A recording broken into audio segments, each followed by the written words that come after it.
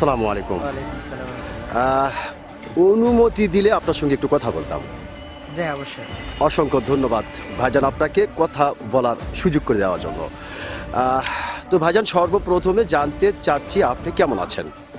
আলহামদুলিল্লাহ ভালো আছি। আলহামদুলিল্লাহ, যে আল্লাহ আপনাকে ভালো রেখেছে। তো ভাইজান, আপনার নামটা জানতে পারি? আমার নাম মোহাম্মদ তরিকুল ইসলাম। মোহাম্মদ তরিকুল ইসলাম। তরিকুল ইসলাম। সুন্দর একটি নাম আপনার, অত্যন্ত সুন্দর একটি নাম আপনার। এবং আপনার নাম শুনে এবং মোটামুটি আপনাকে সামনাসামনি দেখে যেটা বোঝা যাচ্ছে, আপনি অত্যন্ত একজন সাহসী মানুষ।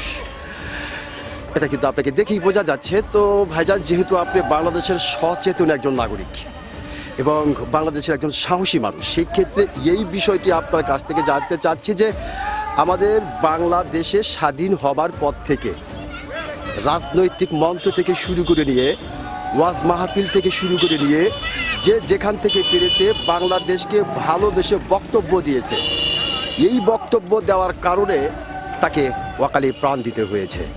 তো আসলে আমি আপনার কাছ থেকে জানতে চাচ্ছি যে আসলে কেন বাংলাদেশকে ভালোবাসার কারণে তাকে ওয়াকালেই মৃত্যুবরণ করতে হয়, কেন?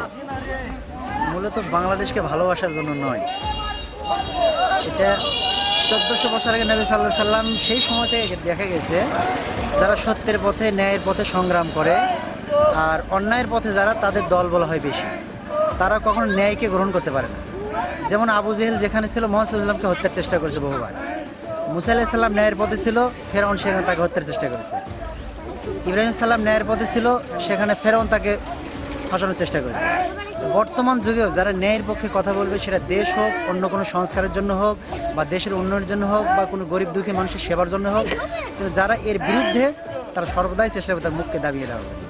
আর সেই প্রেক্ষাপটে বাংলাদেশে আজও দেখা যাচ্ছে এটাই, যারা একটু সাহসী মানুষ, ন্যায়ের পক্ষে, ইনসাফের পক্ষে কথা বলছে, তাদেরকে তারা সেখান থেকে সরিয়ে দেওয়ার চেষ্টা করছে, যাতে করে ইনসাফের কথা কেউ না বলতে পারে, তাদের রাজত্ব যেন ঠিক থাকে। অসংখ্য ধন্যবাদ ভাইজান, আপনাকে খুব গুরুত্বপূর্ণ আপনি একটি কথা বলেছেন।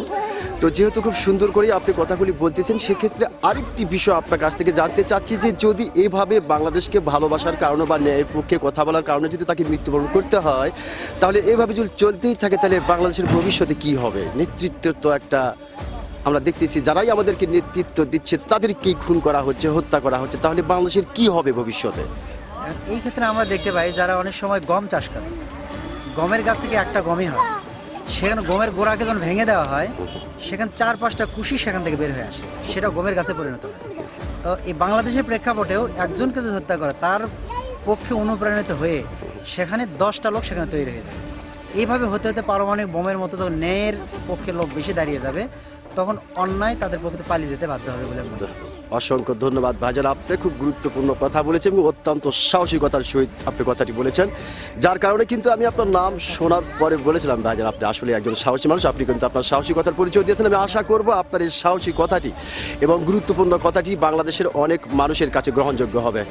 ধন্যবাদ আপনাকে। থ্যাংক ইউ, আপনার চ্যানেলকে অসংখ্য ধন্যবাদ।